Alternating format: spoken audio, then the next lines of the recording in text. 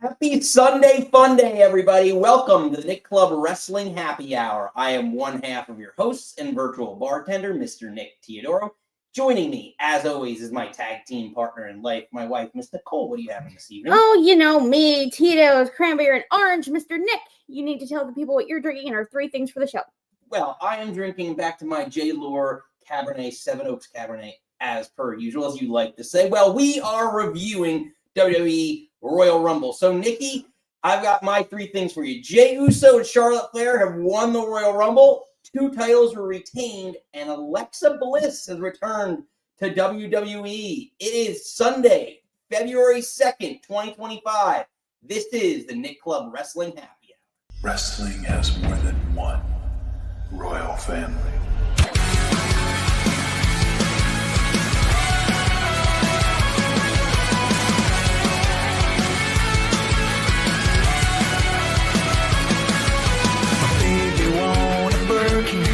She's been telling me all night long.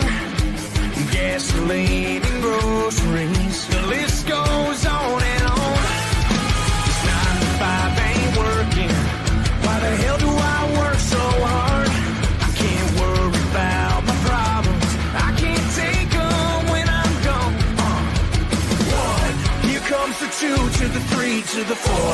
Tell him bring another round when he's let it go. 2 stepping on the table, she don't need a dance floor. Alright, good lord. Someone pour me up another shot of whiskey. They know me and Jack Daniels got a history. There's a party downtown near Fifth Street. Everybody at the bar getting tipsy. Everybody at the bar getting tipsy. Everybody at the bar getting tipsy. Nikki, we are back again this week. Today, we are reviewing WWE Royal Rumble 2025. Taking it away, Nikki, we had a lot to get to. Yes. In a 4-match PLE. A lot. So many things. Lots. Over 3 hours worth of wrestling and post-production. Overall, thoughts before we get to it? I think this was a really good Rumble. I think on the men's and women's side, I will get to how you feel about the winners, but like the production was fantastic. That I said it all last night. That lower third was amazing. It gave it like that sports feel, but it was like, hey, like 6 people active, 3 people eliminated. Like this person's coming out, and it's like gave like the country that they were from, their height and weight. It just made it feel like so much real and sportsy. But then it also helped because sometimes, like, how many times you're watching the Royal Rumble, it's like, what number's next? Who's coming out? And it's like entering next, number 7, you know, and then counting down. Perfect. I know it's very confusing, especially after when you start getting to the middle of matches, like who's still around, who's left. They actually, they had elimination. When the person got eliminated, it was like Rey Mysterio was eliminated. And then it was showing like Jacob at 2, and he eliminated Andrade and whatever, and Escobar. Which I just think is so good. I need that in a Royal Rumble. Yeah, there was a lot of interwoven storylines, a lot of different things that we're seeing here. I thought as we get to the different Rumbles, like a few surprises, like Chelsea Green getting as many eliminations as she got, I thought was kind of surprising, especially with girl. Lash Legend. That was a really big surprise to me. But there's a lot to get to on Royal Rumble. We want to hear from all of you. Let us know in the comments below, in the chat below. Before you do all that, hit the old like and subscribe if you haven't yet. We want to hear what your thoughts are on WWE Royal Rumble 2025. I'm not sure if that's the right logo, but we're hoping it is. No, it's not, because it's blue for indie. Also, then I just want to boo Def Rebel. It's like a guessing game sometimes of like when the music hits, you're like, who the flip is that? And you have to wait for their Tron. And I'm like, oh, like some of the songs are not. Anyway, boo Def Rebel. Well, fair enough. Well, Nikki, so we get to it. We're going to kick off chronological order. Like, I also how we like to start. We always like to start. The ladies, as you like to say. Ladies. So let's get to it. Get it. If you didn't catch it live, we'll catch you to the end of the WWE Women's Royal Rumble as we catch a new winner is coming towards WrestleMania, but an old familiar face. Nikki, Charlotte is the winner of the Women's Royal Rumble match. Lol. As I correctly predicted Friday night on this show, ladies and gentlemen, welcome. Yeah, so everyone and their Bold sisters and their prediction. mothers and their brothers. We all knew she was winning. We were all hoping I was hoping she wasn't going to win. But she is the first two-time women's Royal Rumble winner. Yeah, so what are your thoughts? What are your thoughts on the Women's Royal Rumble match in general? And what are your thoughts on Charlotte winning and headlining another WrestleMania? My thoughts, again, I'm pretty sure she's gonna go and challenge Tiffy. Again, to me, she didn't need to win the Royal Rumble to challenge Tiffy. I don't know, would she come out at 27? Charlotte? 20 something. She came out in the 20s. I believe 27. Someone will correct me. But 23. I thought it was. I want to say 23. Okay, well, someone Google it for me. Someone I have the men's one pulled up. I don't have the women's pulled up. But again, when she came out, I was like, oh yeah, she's winning. I loved how pretty much. Thank you. Oh, yeah. I was right. About 27. Oh, there we go. What's up, Josh? Oh. But I loved how, like, maybe because of the women's roster is so stacked, especially the NXT women, and how many NXT women came out last night was fantastic. Literally, your only legend was Trish, and if you want to count, I don't know where Nikki falls in that for you, but again, she's a return, like an older generation. Sounds stupid, but not the current crop. But it's not like a Trish. She's in between all that. But because I remember so many, especially the first one, because there was no roster. And I love that they didn't rely heavily on the nostalgia coming in, like a nod to Trish, but so much of the young girls. And shout out, because she's not my favorite person. I've said this on the show, but having Roxanne Perez go from number 3 to the final 3 with Nia Jax and Charlotte, they're gonna strap the rocket to that girl. I don't know, because she dropped the belt to Julia, the NXT Women's belt to Julia. If Mama's on her way up to Maine, but Roxanne had an amazing showing. Honestly, aside from the showing that they gave Jordan Grace last year, this is one of the best women's performances in terms of going coast to coast. And they're definitely going to give her fair due on the main roster. I think it's inevitable, especially with all this. When she was one of the last 2, when she was one of the last 4, I didn't expect it. I was like, oh, they're going to give her a good 30-minute run to showcase her abilities. Because I don't think she looked terribly strong in any way. She wouldn't look dominant. I mean, she's not going. She's kind of small frame anyway, but she had the Rey Mysterio treatment. You're going to be one of these great stars that just outlast, and that's how you're just clever and cunning, and you can do whatever it takes to stay in these matches. Yeah, I just said with her, the storyline at NXT revolving around Bayley. Obviously, she just lost the belt to Julia a month or 2 ago against Stephanie Becker coming out. And then Bayley's been, down in NXT. I thought she'd be more in that storyline, but it's her. I don't know. Is there going to be something with her and Nia, with maybe a program with Charlotte before Charlotte gets to Tiffy? Yeah, I mean, I thought the amount. I was kind of surprised at the amount of NXT names that they call up more main roster-ish names, I would say. Yeah, well, because you have Julia and Stephanie, who are your big 2 new signings this year. Then Roxanne, obviously, who was your women's champion for very long. She just dropped it. Then you had Jada Parker, which again, if you listen to our end of year show, Mikey gave her the shout out of was it most improved breakout star? Anyway, Mikey loves her. We all love her. I'm missing one, and then Lash Legend. Yes. who came out looked fantastic. Yeah, I think But normally it's not necessarily the champions, right, that get put into the matches. Like the NXT women's and men's champions, I feel like you don't see that as much. I think you see more people who don't have belts that you might consider calling up. Yeah. To me, this is all their heavy hitters from the women's. Yeah, no, it was. And that was they've already flirted with Lash Legend being on Maine. When her and Shakar Jackson were coming up, they had, when before Jade got attacked in the parking lot, they had their tag team matches. Yeah, no, it's fair. And, to be honest, a lot of great spots in this match. We talked about it. Your prediction to win this, Girl, Jordynne she Grace, phenomenal. unfortunately did not have another great showing. Had a but great showing, did not pull it off. Yeah, like this move, I'm gonna bring it up here. This Death Valley driver to Piper Niven, the rolling Death Valley driver. Yeah, the rolling, and just so good. It would actually, if she does a move after it, it could be an awesome finisher too.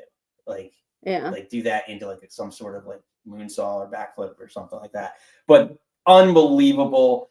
Honestly, again, after last year's dominant performance, how could she follow it up? I thought this was a great way to showcase her. And I know you got angry because you're yelling at the screen. You're like, oh my God, she's going back to NXT because. Well, that's what I'm worried about because she got. And I'm just like, I want her on me, and I'm worried she's gonna go to NXT. Again, nothing wrong with NXT, but I'm just like, I think she's main ready, so I don't know if she's gonna be a quick cup of coffee in NXT, but I rather see her on main. I think it's interesting that like her and Naomi. Obviously, Naomi did her tour of duty in TNA for a little bit, and Jordan's last title reign, she got the belt off Naomi Trinity, and they were hugging, and Bianca Belair like snatched Jordan. It was like, what are you doing? And I was like, ooh, I want to know what's going on there. Exactly. So maybe that's the hint at Steven talked about this, Naomi and Bianca working together, and they were the ones who took out Jade together. That would be interesting. Yeah, or she like weirdly like, no, like you're getting like not maybe possessive of, like you can't, like you're with me, you're my tag team partner, you can't be friends with anybody else. So I don't know. But I thought that was interesting because people have been calling for, I know Lisa's not a fan, but people have been calling for Bianca to turn heel for a while now. So her getting mad at Naomi for hugging someone, and then her husband maybe turned heel in the tag match, but it's like, we'll get to that, but maybe heelsies are brewing. Exactly. Well, talking about just this move set, like you said, which all derived from Jordynne Grace's huge Death Valley driver, rolling Death Valley driver. On this show, for all the pay-per-views, the PLEs that we review and recap, we have what we call our Big Nick energy moment of the night. We each pick one. For me, this was my Big Nick energy moment of the night, this rolling Death Valley driver. So I'm going to stamp it Big Nick energy. Trying out a little new things so we don't get praise be to he with the copyright laws. Very disturbing on Friday night on one of our best shows. Anyway, we digress. So yes, this was definitely my Big Nick energy moment of the night. Let us know in the chat what your Big Nick energy moment was, if it was in this match in particular, but in general, we want to hear from all of you. Yes, Nikki, let me catch up on some of the comments here. Javier agrees. He said it was an amazing move. And he did think she was going to win the Royal Rumble. Yeah, I mean, she did have a lot of... Again, I want her and Rhea Ripley in a match. I think we all want to watch that match. Yeah. No, it would be. It would be great. But yes, this was my Big Nick energy moment of the night. But there was a lot more to come in this match. This is just the first of many shocking moments on the night in the Women's Royal Rumble because, Nikki, Alexa Bliss is back. Oh, I yelled. We might argue back in black. Nikki, Alexa Bliss is back. Yes. There were so many things, like, I know Michael Cole, like, the internet got her wrong. Like, they were saying she's not coming back. It got delayed. Their contract, they're nowhere near each other. She went on Instagram, posted a picture of her holding her daughter and was like, if you need me, I'll be here for a while. And you're just like, oh, she's not coming. And her music hit, and rewatching it, such a huge pop. Like, honestly, louder for Alexa than they were for Charlotte. Oh, yeah. Like, huge. And then, like, on the back of her jacket was, like, Fiend Forever, but then it said, like, Friends Forever. She came out with Lily, so I think something's going to happen with Howdy and that whole... So that is the question. Where does Alexa Bliss go from here now that she has returned to WWE? I thought it would have been great if after this, they had Nikki come in the Royal Rumble and have a little thing there. But I wonder if that's the promo. I'm assuming she's going to be on SmackDown if that's where the Wyatt family is, the Wyatt Six. So I don't know if she's going to come out and cut a promo and they're going to come out, or like I don't know how they're going to get back in the fold. But again, with the jacket, the Lily doll, but the dirt sheet I know. So I was just like, it's such a good pop. It's so good to see her. She looked great in the ring, doing her normal. I love when she does. I'm not even gonna be able to. Hope's in a one-off. I think Alexa's a one-off. Interesting. Josh, you're gonna have to call in later and explain that. Explain yourself. Explain yourself, young man. I don't know. That's it. So yeah. So I guess a lot of people, is she back or is it a one-time thing? I think she's back. I think Bliss is back for sure. I mean, you can't come out as your goddess gimmick. Don't come out with all fiendy. With your Lily doll, with the jacket. I don't know, her in all black again. Like, this doesn't feel like a one-off. Yeah. Especially after the pop she got. Like, you're going to want her on your TV. Like, Triple H isn't fucking stupid. Like, he heard the pop. They got to sell those Lily dolls. Steven's right. So, Yeah. It's money. He said they plugged merch for her. She's back. Yeah. He even said it. But again, I don't know what she calls it. When just like all the spring handboard stuff, the flippy do things that she does, and like the flippies. I don't know. I love her. Again, she hasn't been on our TVs in like 2 years. They said when she obviously had the baby. I don't know. I'm excited. I really hope it's not a one-off. Oh, you have it. Your little flip. I know. Like everyone booed when she got eliminated. So again, there's no way this is a one-off. I want her on my TV. I'm really interested. I hope this breathes life back into the Wyatt Six. Yeah. Because they need something, and whether they're funny with Alexa or I would love for like obviously Alexa and Nikki have the chemistry even before this. I would love to see like her and like Loomis being her heavy. I'm into this. Again, Alexa could be heel face, whatever they're gonna make this out to be. Maybe she does make them a little more heely. Again, she's great in the mic. I think they not taking anything away from Bo or Uncle Howdy, Taylor Rotunda, because again the video packages, but I feel like him on a mic in a live crowd, I don't think he has that. Well, I like the idea of like if she's more the leader, because again she was closer with Bray. Well, they're both, I guess. Flesh, but you could argue like she was the kind of Mrs. To him. So like that, it could be like we're coming back to claim like you still haven't finished your story. Right? Yeah. Like you're not doing it right yet. You've assembled the team, but not to the level that it needs to be. So I could totally see Alexa Bliss being like the mastermind behind the Uncle Howdy, group and just kind of pulling the strings as well and getting it to a whole level. Because again, we haven't seen, my biggest disappointment for 2024 was the Wyatt Six, because they had so much hype and we thought they were going to go to a whole other level, and we haven't seen it yet. And I think this is maybe the tip for them that gets them to that level. I'm hoping maybe main event status for Bo Dallas or Uncle Howdy. Like, I'm not saying they're going to win belts or anything like that. I wouldn't mind seeing them tag champions at one point, but I agree with you. I'm hoping this new life, maybe a fresh coat of paint already. I don't know. I hope it leads to good things for everybody, because she definitely, again, I want to see a belt back on her at some point. Maybe her Charlotte at SummerSlam. Maybe. Well, that was just the first of many returns. You kind of touched upon it. The other big returns sandwiched in between. There's 2 more to come, but Trish Stratus returns.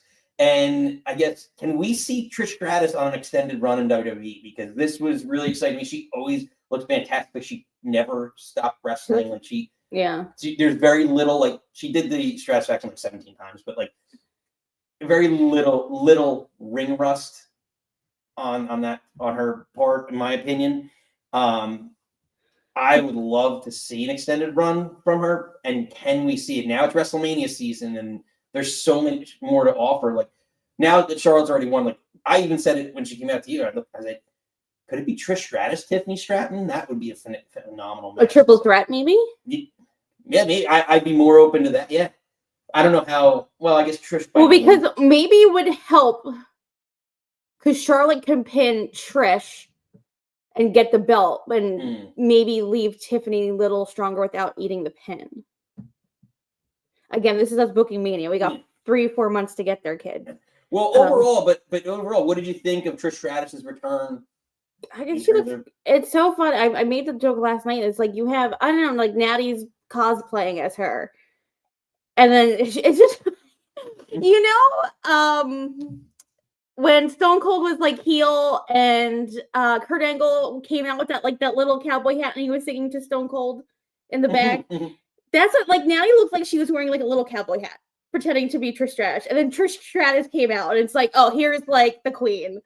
You're supposed to look like this. I don't know, because I feel like she also had that match. It was her and Charlotte at Evolution, correct? And then also she just had the run with Becky when Zoe was her heavy. Would you want to see? Maybe she is what? Zoe was just her like. I don't know. Whatever. Same thing. But could Trish be the feud with Tiffy before Charlotte? Because again, we saw her with Charlotte, we saw her with Becky. Maybe at this point, I would like to see her mix it up with some of the newer kids. And then, like, also in the match, I feel like Natty was like, again, maybe Natty just wants to absorb Trish Stratus, but it's like I feel like a lot of her stuff was with Natty, a lot of like the older gals. I would want to see her with Tiffy, something putting over, because again, her putting over Charlotte and her and Becky, and it's like they don't like.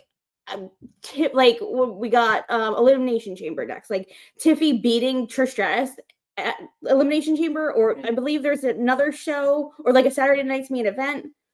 Yeah, like give her her proper due with victory, because she getting put over by that. I think that would honestly do wonders for Tiffy. Josh, why can't she just manage that? Well, Pure Fusion Collective maybe.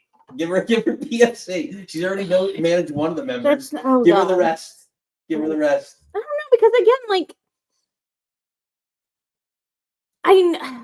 I know she's come a long way, but I still don't think she's amazing on the mic to run a faction. And I feel like if you're managing a faction, you have to be the one to talk. But again, if you're paying money for Trish Stratus to be on TV for 3 to 5 months, you want her to wrestle. Yeah. I could be wrong. Or she teams up with Tiffy. I don't know. I'd rather her, like, that would be a good for Tiffy, like an interim program before Mania. No, that's fair. That's fair. I mean, I don't know. Let us know, where do you want to see Trish compete? Do you want to see her compete in an extended run? And who would you fancy book it with? I mean, the roster's now loaded. Because isn't it like... And Josh is kind of echoing it, but in a different way. He said that with this talent on this roster, you don't need Trish. Right. You don't, but you could put over she's putting over someone, yeah. It kind of is like, I feel like to me, like Pokemon. It's like Tiffy, like your Charmander, and then Charlotte is like your Charmeleon, and then Liz is Trish's Charizard. Is that like kind of like an evolution thing? I don't know. Or maybe Nikki with the Pokemon references. We're talking about that. We're really hip on this show. I'm Pokemon. So cool, guys. I watch wrestling. I play with my Pokemon. Like, real cool, guys. So cool. Nerd alert. Whatever. But yeah, so we shall see where they end up. I hope it's not just a one-off, but so I don't know. But him saying it's in Canada Might do makes something in me Canada. wonder. Mikey knows where everything is headlining and going. He's like, he's marked it down. Mikey's like the not the roadie, like the planner, the city, not the tour planner for both AEW, WWE, Ring of Honor, TNA. So you're doing CMLL now. New Japan. HTML. Stardom. If you know HTML, he knows that as well. Codes. You program your toaster. He'll program everything for you. Mikey, we love you.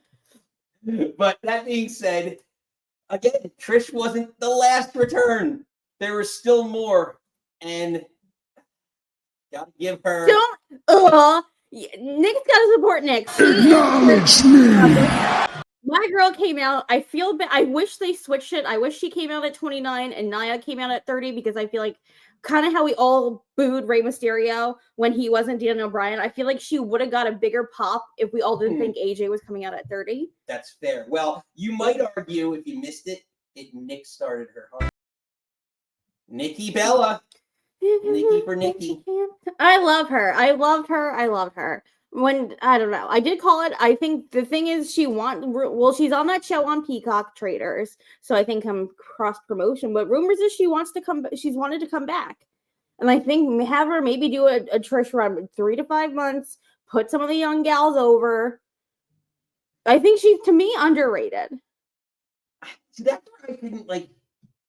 When we were doing all the pre for the show, I was like, do I remember much about Nikki Bella's career? I really don't. Other than Total Bellas and Total Divas, I really don't remember much about her in-ring career. I know she was champion, and I remember like the Twin Magic stuff is really mostly what I remember about her run. She had that big at the end when she dropped the belt to Charlotte when it was like the Bella Twins and Alicia Fox, and then you had the sororities. We weren't allowed to call them so sad, but like Paige, Charlotte, Becky, and then you had Team Bad with Sasha, Naomi, Tamina.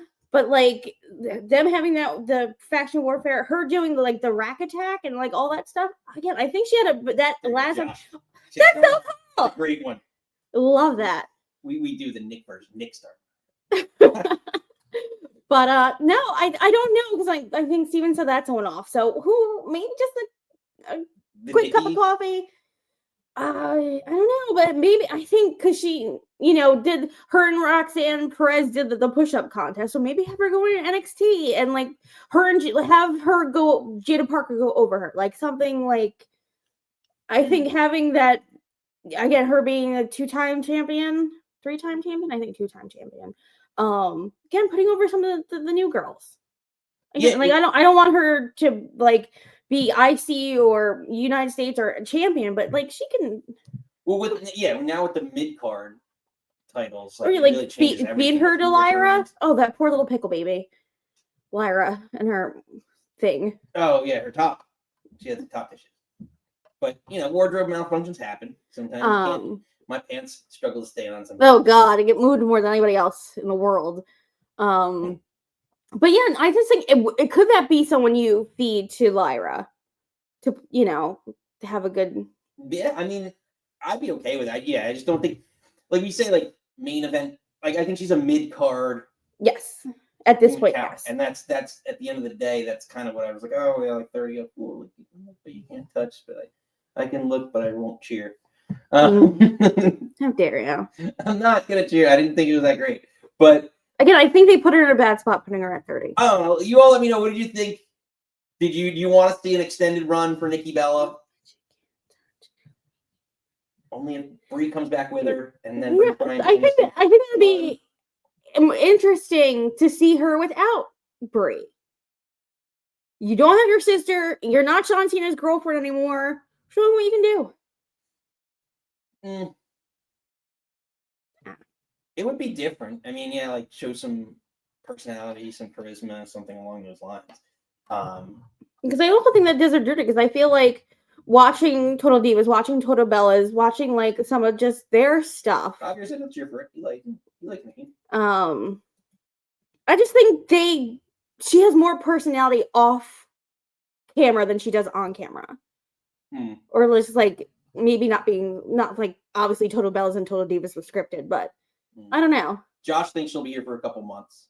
Yeah, I think just, again, put someone over before Mania, call it a day. Mama needs a paycheck. Let her wrestle. Fair enough. So, yeah, that was the end of the surprises on the Women's Royal Rumble match. But, yeah, ultimately, Charlotte comes out on top and is headed towards WrestleMania as she gets ready to call her shot for WrestleMania. Yeah, I guess we'll probably see that on SmackDown. Unless she pulls the swerve and then she challenges the NXT. She challenges Julia like she did with Rhea. Which she should have put Rhea over, but we got there in the end a couple years later. But I don't. Unless she puts over Tiffy at Mania. Again, I don't want to go down the Mania.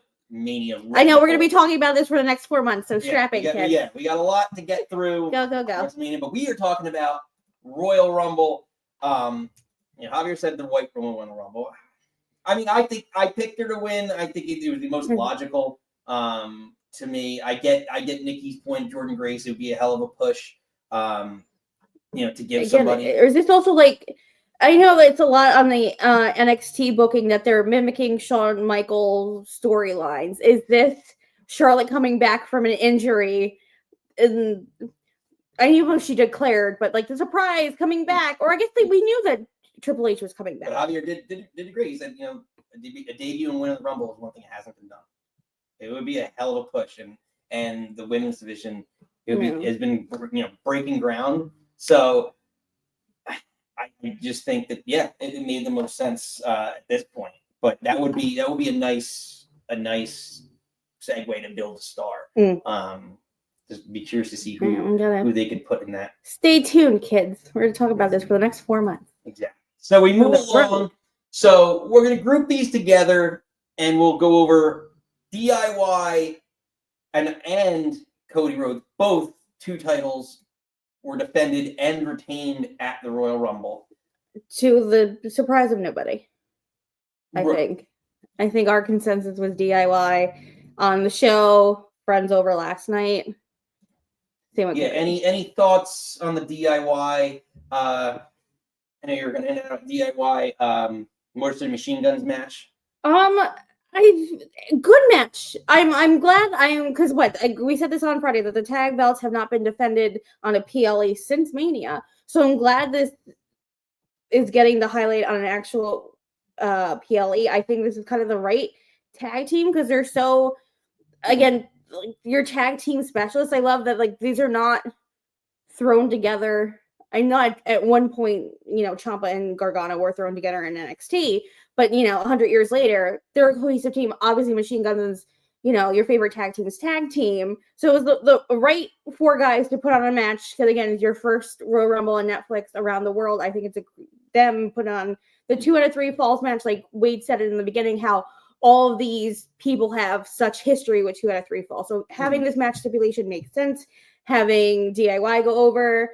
Having them do the fake tag, which was super fun. I feel like new for like a WWE thing to do. Yeah, no, it's like a smart Mark fan move. Yeah, and then having the interference of I almost called them the New Day. Jesus, Street Profits, and then having them beat up both tag teams makes sense. So I don't know, this was the most tag team match to show to a new audience. Yeah, I guess I get the feeling we're building towards yet as we're talking about WrestleMania, and it's WrestleMania season, like a triple threat or even a 4-way type maybe ladder match or something at WrestleMania again, which seems like they always do with the tag titles lately. Like a little bit of a hot potato challenger. Like they don't feel like there's 2 teams that can carry the match alone, so they always put 3 or more teams in it, and like a free for all to get everyone's spots in. But yeah, to me, ultimately, it's just a smart wrestling fans match. Like that was what it was going to be, and you knew it was going to be like 2 out of 3 falls was. Yeah, I get it. It wasn't kind of what people are echoing in the chat. Like, I don't think it wasn't the best tag team match I've ever seen in my entire life, but I get why it was on, and it did its job. Yeah. They're good hands. They're good hands. Good hands. Hell of a hand. Hell of a hand. Mikey, we might even know. Underwhelmed the tag title match. I feel like the ladder match exchanged story and character development for one up on the other, who can one up each other with spots. Still fun matches, but not necessarily my favorite. Yeah. Exactly. So again, this match in particular didn't really didn't disappoint. And again, average, solid match between the two. But again, for a smart wrestling fan, like to notice the little subtleties that they do. You have to have watched a lot of good wrestling, like a lot of up-tempo wrestling, like these indie wrestling matches as well. And that's what this was. Nikki, we move along to the, what do you want to call it? The semi... Cody Rhodes descent into Rhodes. madness? That's what I'm calling it, baby. So Cody Rhodes retains or obtains the Winged Eagle title, depending on how you want to look at it. Wins it back. In I would say a really good ladder match. I would rate the ladder match pretty. So It's like another classic Cody Rhodes match. It's like all the historical spots. I feel like we hit. Like they used a lot. To me, it was interesting. They used the ladder, like breaking the ladder apart and using pieces of the ladder. Seemed more like an old school way. I think I don't mean to cut you off, sweetheart. Cut me off. No, I'm just saying, bouncing off what you said, it was I feel like the brutality in this match. It wasn't, oh, I have to go up and get the belts. It's like, I have to beat the shit out of you. I am taking apart this chair or taking apart part of the ladder that holds the ladder together just so I can hit you with it. How many times was it in each other's mouth or choking each other with it? This wasn't like, I'm thinking, like more of a classic ladder match or you think ladder match is more high flyers of them jumping off and doing all these flippy duty things. It's just like, no, we're gonna just hit each other hard and throw each other hard. Also, that back body drop spot that Owens did on the ladder wasn't like a normal typical spot. It's like right in the middle of his spine. That was brutal. So like again, everything just felt everything was brutal in this match. The hits, the bumps, again, him taking that flat back on the ladder, again, the choking each other. So the flat back, Cody Rhodes, this was a contender, the Fisherman Buster Bomb, whatever you call it, Fisherman Suplex Bomb, whatever, for my big Nick Energy moment of the night as well. Because I thought, again, this is a very dangerous move. You still have to land flat. The angle that he's twisting and doing it off the ladder onto another ladder, just absolute insanity to me. Big runner-up moment for me for big Nick Energy moment of the night. But then it kind of, because this is what, obviously after this match, after this move is when the match shifted.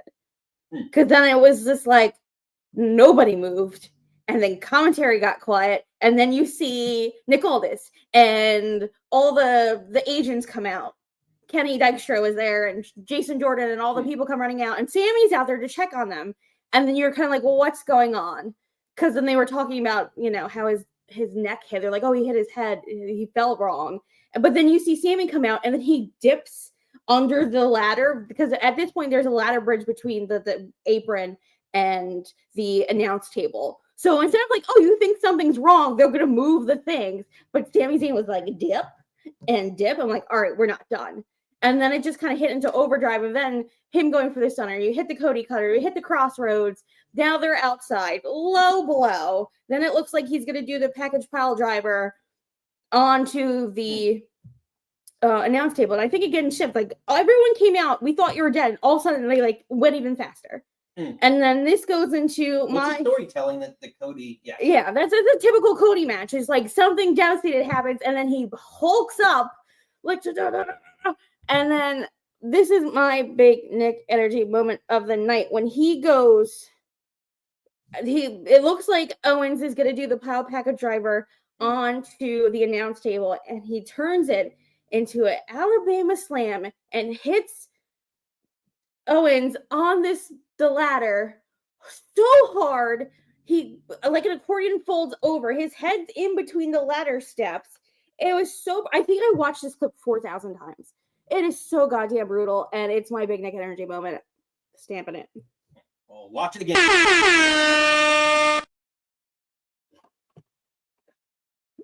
Shout out to Bob Holly. But that was so brutal. So brutal. And then obviously he's out. Cody goes up and takes the belt down, and then because he's a little smarmy, I think he's leading into the heel stuff. He goes like basically walks over KO, goes back onto the commentary table with both belts, and celebrates like over KO. That's what KO did to him after he hurt him. Right, so I just think there's the little brutalness, a little of not caring, like the good meat baby face seems to be a little dwindling here. And I would love to see kind of Cody Rhodes' descent into madness, that the pressure of being the champion now, what, he's 300 days? Javier agrees with you. He said the Homelander is coming sooner than you think. But I think I want it to be a slow burn. It needs to be, because I feel like this is like the little hints of like it's getting too much for him. And also, like, kind of with the Punk promo on Monday, which I don't think we really, or was it for whatever show it was that Punk You're not the best in the world anymore. Yeah, but like I don't know. I just feel like he's the white meat baby face that I'm the good guy doing the good things. I feel like we're slowly crumbling a little bit. I don't know. I'm here for it. I love Cody Rhodes. I love heel Cody. Like his Cody is damn good. And like, we were watching like the dark Cody Rhodes. Oh, like days. like the like so good.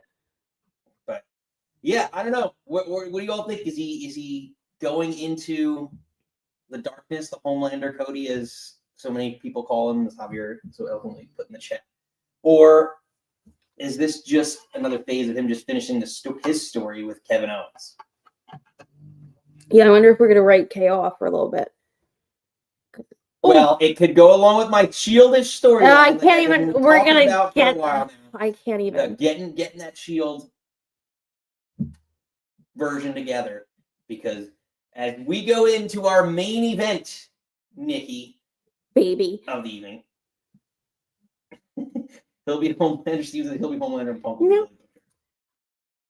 I feel like Drew would be a better Billy, but just going off the show. Obviously, he's Australian, not Scottish, but.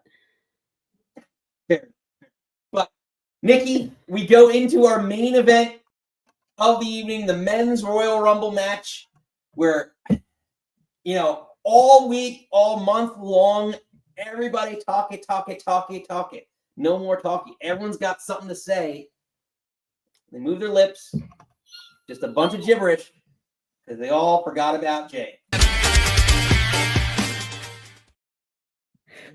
Jey Uso. We forgot about Jey. Wins the Royal Rumble match. Nikki, main event Jey Uso is going to main event WrestleMania. Main event WrestleMania. Like, I think I said this a couple times last night, like, shocked. Like, was kind of, we're all thinking all the big, not saying that Jay's not a big name, but like all the big names, if you know what I'm talking about. And then he like won, and it's like, oh. But then it's like good when, again, we all know Charlotte was going to win, and I was convinced that John Cena was going to win. And then like this surprise that I felt like was a genuine surprise to a lot of people, rewatching it back and kind of hindsight, like looking back, I'm like, this is great. I kind of really do love this. That there was something I did not expect.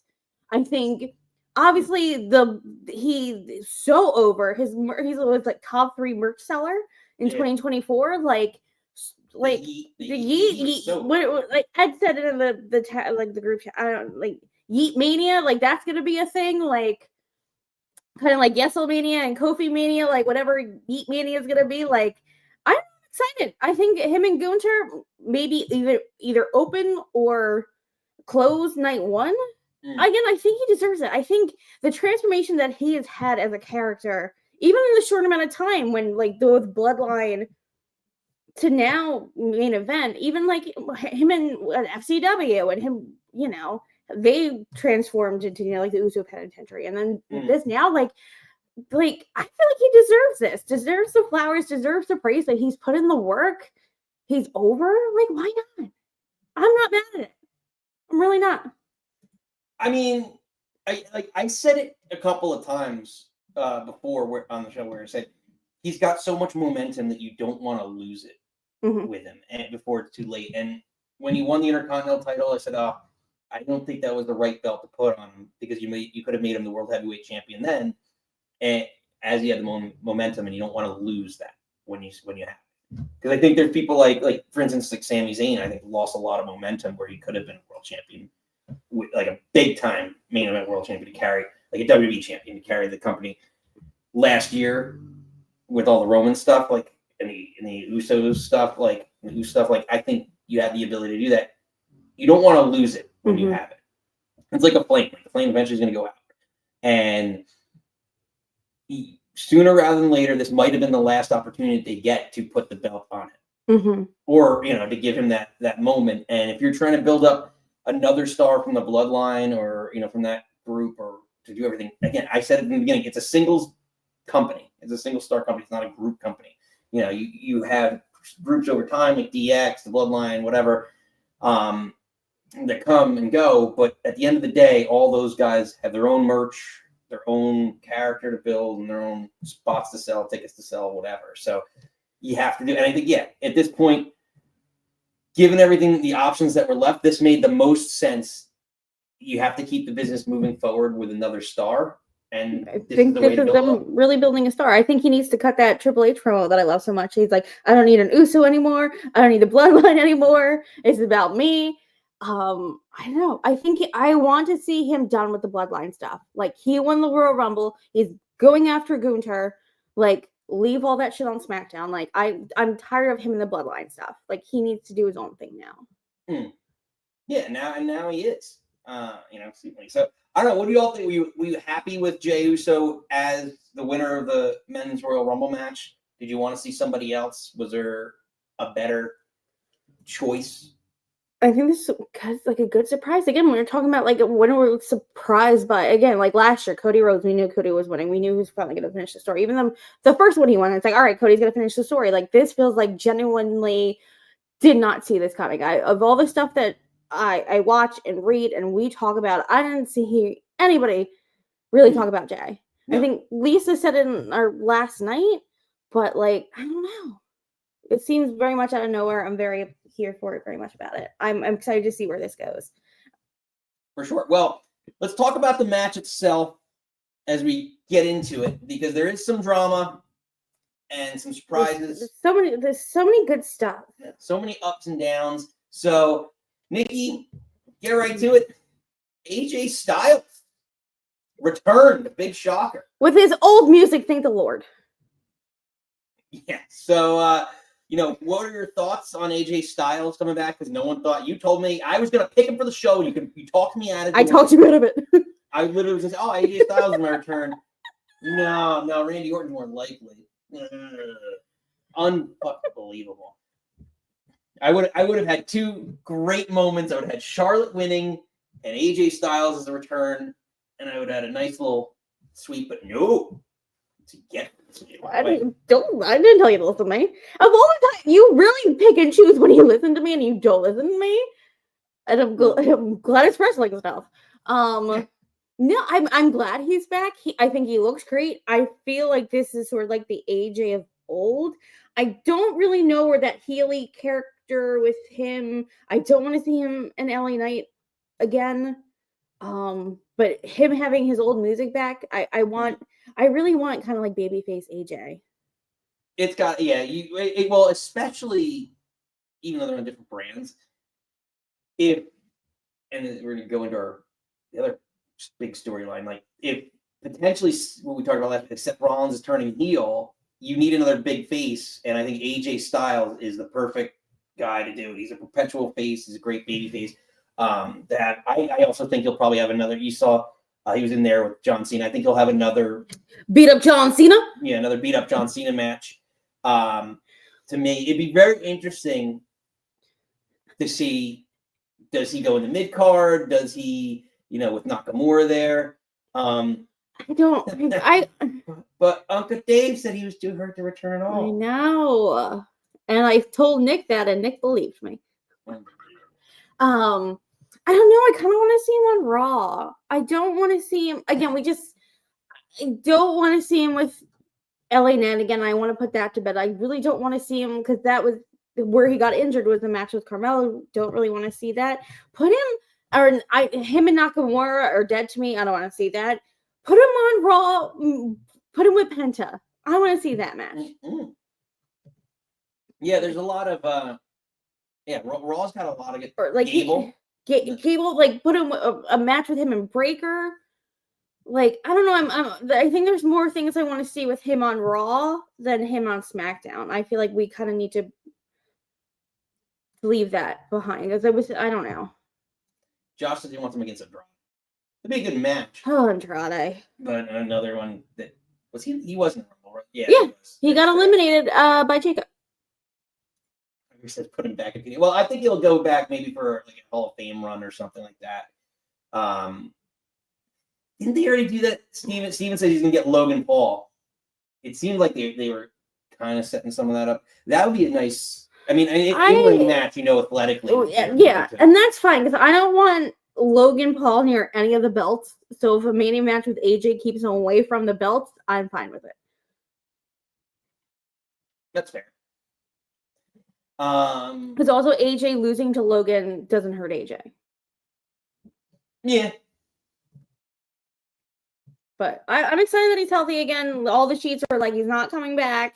So and then like he tweeted like it's not good. Again, we're gonna smarks. Yeah. So I'm glad he's again. I just want people to be healthy. If you're healthy and you feel good enough to go, then I'm here for it. Yeah. Like I'd rather be wrong. No, exactly. And have them healthy. Well, another person who was making his return to the ring, we already heard the announcement about it. John Cena was one of the final two in the match. What was your thoughts on John Cena's performance in the Rumble? I'm the wrong person to ask. We grew up in the era that it's like, fuck John Cena. My guys, none of my guys, won. I don't care. I don't care. I'm sorry. I'm not sorry. I don't care. I guess those acting classes are working though. The look on his face when he landed on the outside and Jey was inside. The stare down between him and Roman, cool. Him and Punk, cool. Seth coming to break it up. Again, I don't care. I don't care. Well, we did have those moments, like you said. You did touch upon them. You have him with Punk and Roman, and then Seth comes out. So they did tease a little bit of some. Well, obviously there's history and friction between everyone. But yeah, I mean, I think Cena hits his spots. He gets about 3 or 4 eliminations. And it's just like it's just so cheap when who's he scoring up? Was it him or whoever he was scoring up with? And he showed his T-shirt. It's like you can't see me. And I don't necessarily love I don't like that Braun Strowman came out sort of immediately dumped Jacob, but I guess as long as Jacob was in there, he did just get the Mexican Destroyer. But I just feel like the match on Saturday night's main event, and it was just like whoop, threw out Jacob, and then he gets low bridged out by Cena, and then dropped. Poor thing was supposed to catch Finn Balor. Poor Finn Balor just fell, and then you saw Braun Strowman was like, and then walked away. I was like, well, you kind of just left Finn Balor to die. Poor Finn Balor. Oh god, but it's just like I don't know. I don't love it. I don't care. I don't care about John Cena. You don't want to see him get beat up. Yeah, someone's actually gonna beat him up. I want like Braun Breaker to do his 25-mile-an-hour spear on him 6 times. You know how name redacted that we're not supposed to talk about anymore? Yes. When he did the 4,000 German suplexes to him, I need Braun Breaker to do that again to him. And then he did the I Show Speed. They have a picture of that. I just didn't like it. Oh, that was where the guy just got rocked. Yeah, but I think maybe he's shades of his daddy and uncle. Braun did the Aaron Judge catch. I just feel like when he hit speed, rewatching him, there was some extra stank on that. And then when he fell, he basically just fell on top of him. You know how they always protect each other and move, but he was just like, oh. And I was like, get it. And shades of Bob Holly beating up the kids. I love it. Well, ultimately, it leads in towards a triple elimination of sorts, where Punk eliminates Rollins and Reigns. They all go, and we'll just call it a melee ensues on the floor. A Seth Rollins ensued melee. where he takes his opportunity because he loves taking his opportunities and cashing in on Roman, and he gives a stomp to Roman, and then he goes after Punk. So the question then becomes, is that what we're heading towards? Do you want to see a triple threat, Rollins, Punk versus Reigns at WrestleMania? Are we seeing some sort of iteration of, the CM Punk Rollins feud is not over. It's not a one and done. Seth Rollins still has his hatred for Roman Reigns. You can mix this all in. Do you want to see this? I wouldn't be mad at it, but I feel like we disagree on how they would get there. You very much want to turn my Seth heel. Yes. And I don't think Seth is turning heel. Tell me where the lie is in all of this. Again, he's very much I feel like Drew McIntyre is more heely, but he's that heel that's like, where's the lie? Tell me when I'm lying. Because it's like he has all the justification to go after Punk, all the justification to go after Roman. Again, before Cody, he was basically was a count out or whatever Rumble that was. He's the only one that defeated Roman Reigns with the DQ or whatever, but it's just like they have that history there. He has it with both of them, so I don't think that makes him a heel. Stop trying to turn my man heel. I need to know who to cheer and who to boo. we discussed this. I know.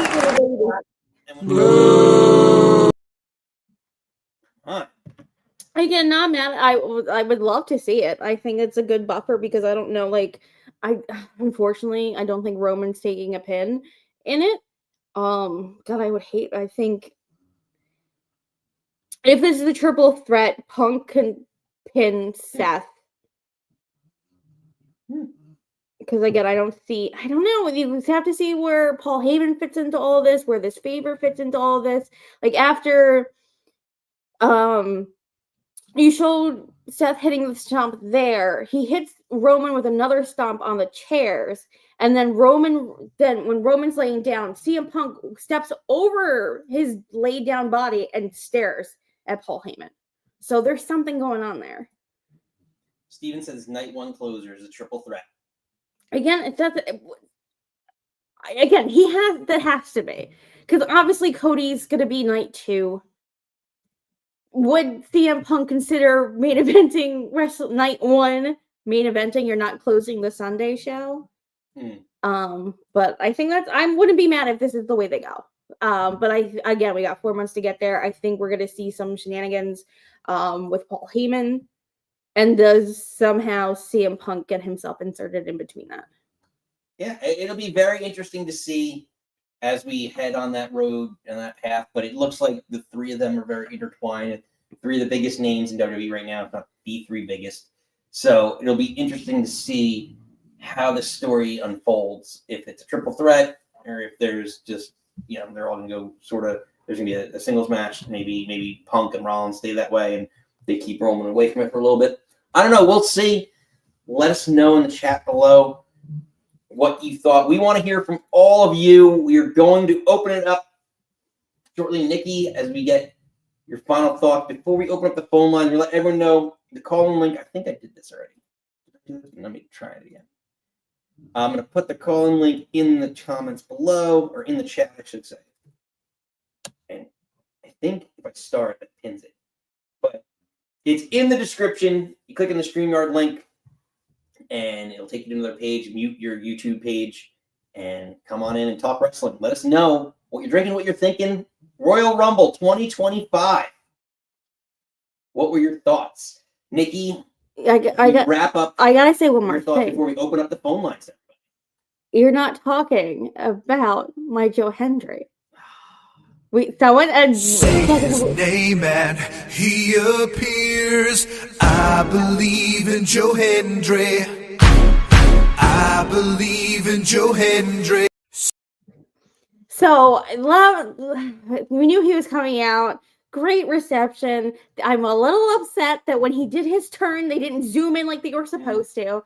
He little best hits, him doing the big choke slam, the vertical thing, him doing the stomp after the kip up, and then he gets hit by Jacob fought too, and then Sheamus was like, "Hey, I was enjoying that," which I loved because you saw like Sheamus in the corner just watching. I love that he had a face-to-face with Roman briefly.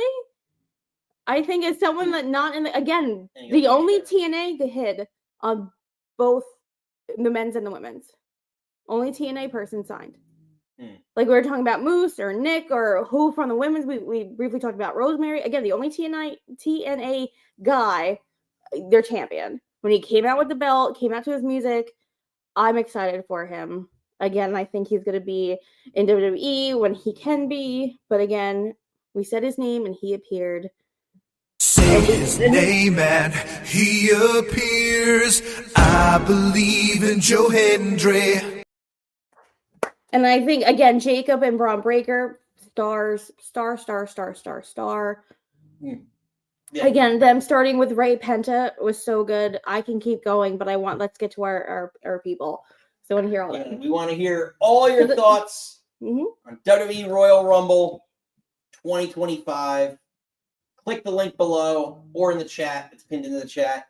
And let us know what you're drinking, what you're thinking about Royal Rumble 2025. Nikki, are you ready? Huh? I said, are you ready? Huh? Hit the snare.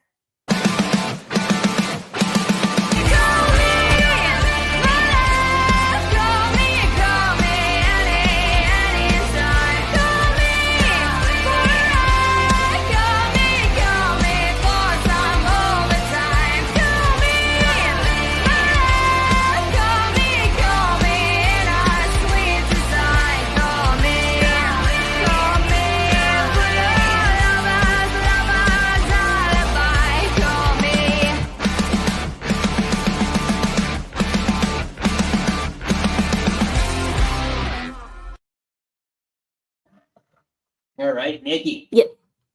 Are you ready? Yeah. All right. Phone lines are officially open. We've done this a few times. But you know what? You never get enough of it. Oh, wait. I got to go back to the beginning. Even Joe Hendry. Say his name and he appears. I believe in Steven.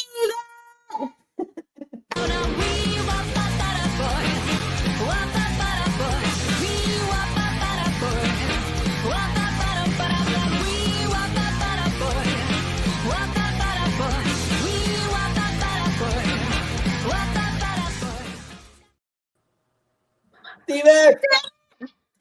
Good evening. Happy Friday. No. That way. Yeah. I see what he did there. It feels like it's still the weekend. I wish. Everybody's working for the weekend. Yeah. So, Steve, what are you drinking? What are you thinking?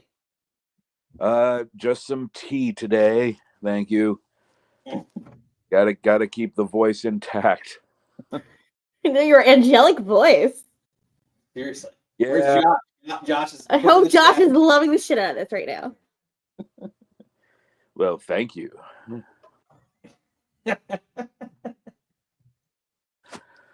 Okay. Geez, where to begin?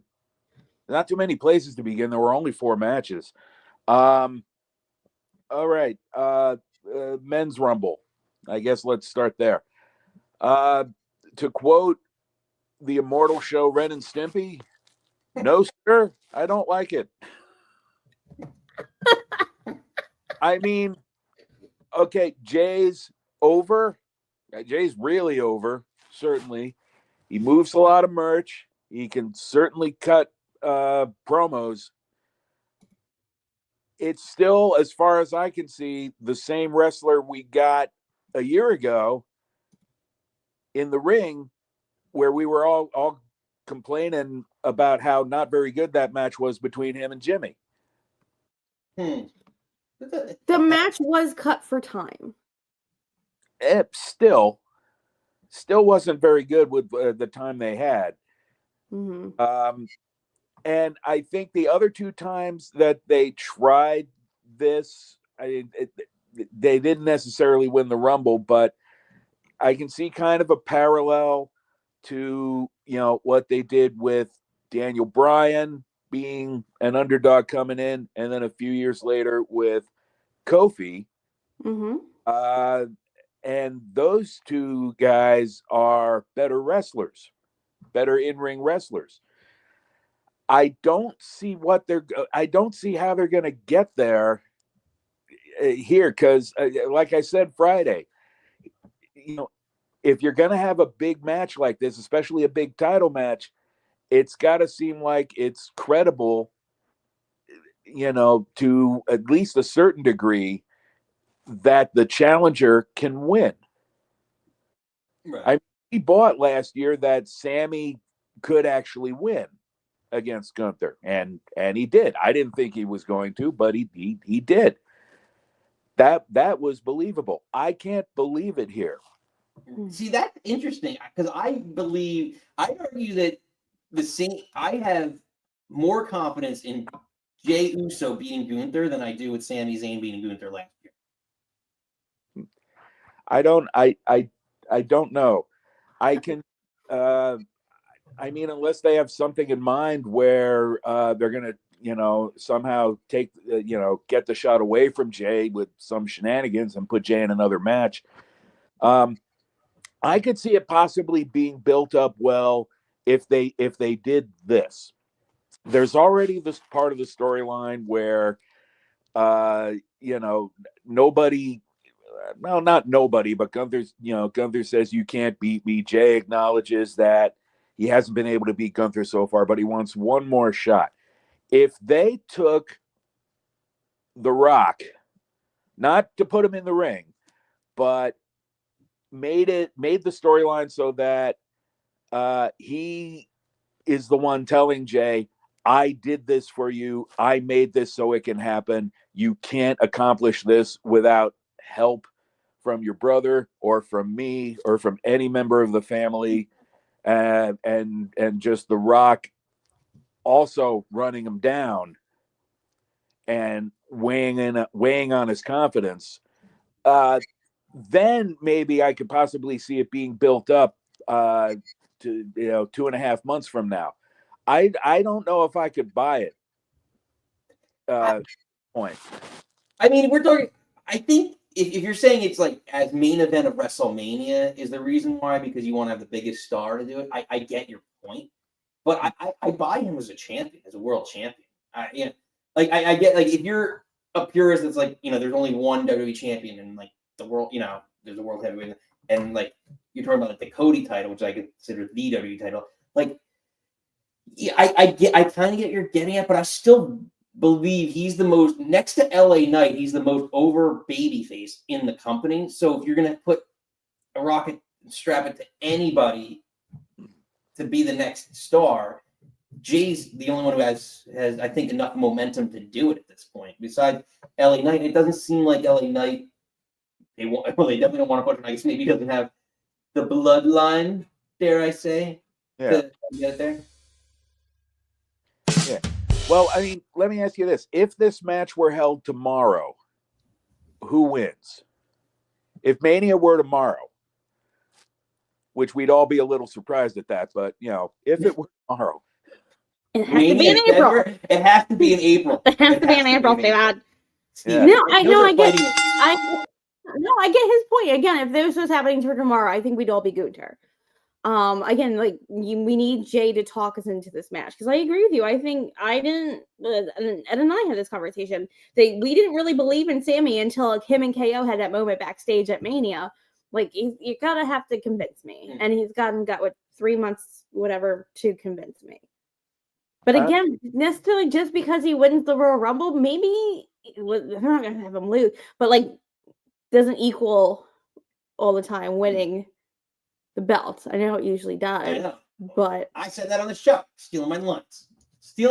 Unbelievable. I don't know. I get what I don't know. There has to. He needs to learn like a new move or a new submission or a new you something. You just don't want to see him do the spear. You just don't want to see him do the he spear. had the shit spear. After all the spears and all the things that were happening last night, Braun Breakers is the best.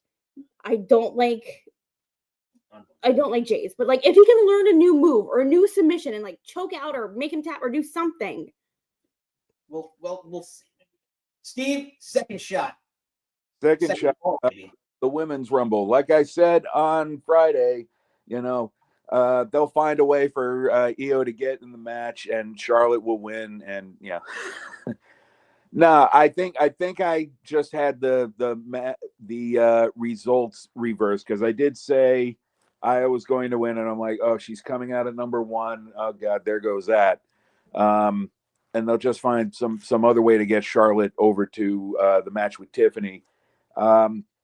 In retrospect, I don't know if I thought that meant Charlotte winning the chamber, but I mean that's a pretty sizable brace on her knee. So probably it was a good idea to have her, in hindsight, to have her win this way, and then you can just like have her do promos and stuff from now until Mania. And just keep her protected. I mean, please, they did it with Drew and Punk for 8 months. Yeah. You can do it with others. Agreed. Talk. And they'll have Io win the chamber, and she'll get her match with Rhea that I mentioned on Friday. And I was impressed with I was impressed with both Rumble matches, really. But I was particularly impressed with the women's in terms of everybody that came in, I noticed, got a chance to go to center ring and do some highlight moves. Like, Right. not like they immediately went off in the corner and started wailing away on somebody. Just everybody got a chance to shine for, like, even if it was just for 15 seconds, center ring. Yeah. I thought that worked well, and I don't know if there was really anybody missing that week. Everybody said, oh, where's AJ Lee? Where's Becky? I don't know. I don't think AJ Lee was really, interested. I mean, who knows down the line? She's, from what I understand, she's got a pretty fulfilling life out of wrestling, and maybe she just doesn't have the fire or the desire to do it. And Becky, I'm sure they'll get her in there somehow. I did notice Trish. I think they are planning some kind of a run for her. In that, did you notice her logo kind of in funny font to go with her initials in the logo said 25? Yeah. Is there a 25th anniversary already? Yes, her debut was 2000. So old. Oh man. I remember her debuting. Like, fuck. Well, I looked it up because I thought I thought it was earlier than that. So I actually did have to look it up. No, it was March of 2000. That wasn't her in-ring debut, but that was her debut with it was in Albert, wasn't it? Yeah, I just Googled it. Debuted March 19th, 2000. Right. And the outfit she wore last night was the outfit she wore back then, the first outfit that she came out in. So I think they have something in mind for her as like a 25-year celebration. Yeah. And it's going to be like, her own little Eras tour, let's say. Don't say. Oh my god. Yeah, I know. Sorry, but we were with our nieces today, and it was just like, Uncle Nick, Taylor Swift's gonna be at the Super Bowl. Kansas City's in the Super Bowl. They're gonna win the Super Bowl because Taylor Swift's gonna be there. It was a very Taylor Swift afternoon. Yeah, Taylor Swift's winning the Super Yeah. Bowl. Taylor Swift MVP. I guess they're 12 and 9. It's or 12 and, oh my god, how old is Brooklyn now? I'm old. But no, like I would love that. And I think again, her doing something with the younger gals. Again, I really would like to see her, like with Mikey confirming that if Chambers in Canada, her and Tiffy at that chamber, I want to say. Good stuff. Yeah, and I thought even with all that, I thought Alexa got the pop of the night in the match. Mm-hmm. And I really hope they. I mean, I know it's low hanging fruit to say put her with the Wyatts, but honestly, that seems like it makes the most sense. Yeah, it should. I mean, it's nothing like I didn't really like. That was my favorite character. Like the goddess character didn't really do anything for me. Like that much. Like she was good. She was good on the mic, but like I really liked that whole like the fiendish the Lily character, Lilith, whatever she was. Lily. No, she was working towards the like at the end. Oh, her being Lilith. Yeah, and I love that whole darker side of her. Absolutely, yeah. I would love to see that. Totally agree with you, Steve. She pinned Randy Orton. Yeah. Again, like I know this, like we said, low hanging fruit, but there's no way between her coming out with the doll, her and her jacket, her in all black. Because, like, again, as a goddess character, like her outfits were all different colors. And she had like the Buzz Lightyear one that she loved, like just like her, the jacket, the doll, all black. They have to do something. Yeah. No, fair enough. Steve, Yep. shot before we let you go. Oh man, they planted the seeds for a lot of stuff for, you know, maybe not necessarily for Mania, but down the line. You know, just those face-offs, because you know they can isolate those face-offs and, you know, use them for like June or something. Mm-hmm. Some of the stuff they tease, Penta and Jacob, come on. Man. In my opinion. You know, some of these matches, I still want that Ultimate X match between those three teams, and they can and throw the Hardys in there as well, because they have experience with that type of match too. Mm-hmm. And I do it, though it does look like AJ versus Logan Paul. I still want them to have one more shot, you know, at running back AJ versus Shinsuke to replicate what they did in New Japan rather than what they did at Mania. What was it, 6 years ago, 7 years ago now? You know, give them one more shot, because I don't think it's longer for his career, sadly, you know, with the injuries and all that. I think he's sadly coming to the end sooner rather than later. No, fair enough. I agree, and maybe with Shinsuke as U.S. champion, maybe that could be the WrestleMania match, running it back. But because he two-time United States champion. Yeah, I think 2-time. And I don't see what they would do with that for Mania right now.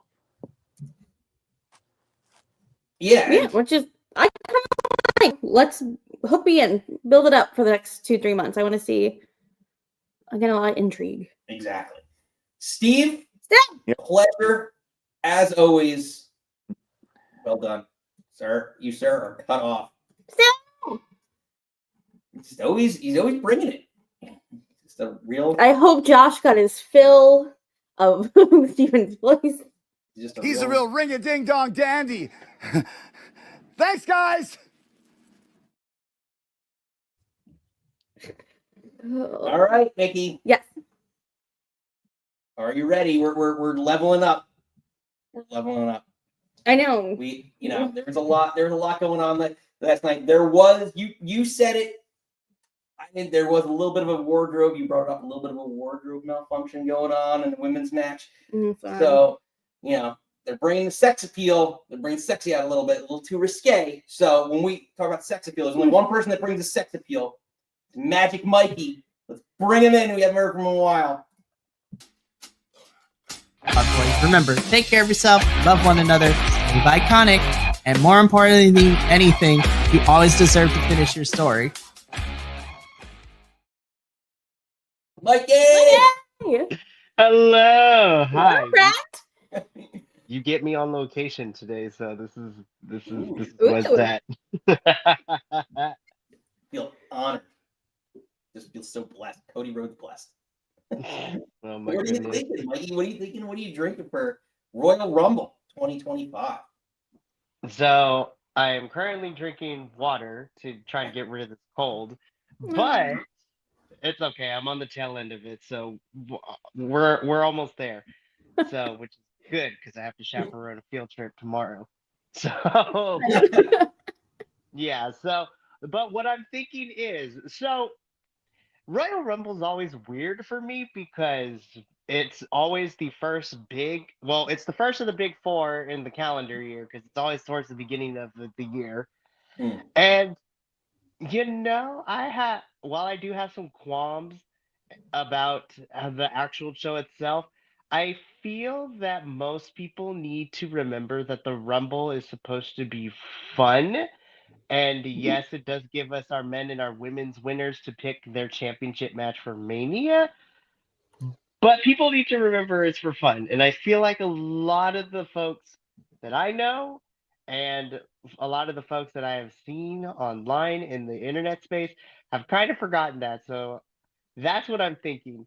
Like I mentioned earlier in the episode, I was a little underwhelmed. I was a little underwhelmed with the 2 out of 3 falls tag match and the ladder match. While it was fun, carnage, and chaos, I feel that we kind of exchanged the. This is supposed ladder matches to me are supposed to be one of those gimmick matches where we have gone through everything else, and outside of a steel cage, we need to fight, and this needs to be I hate you, you hate me. Let's get together and kill each other with ladders and things like that. So, um, and I feel like it was exchanged for more, hey, let's do this crazy spot and let's do this crazy spot.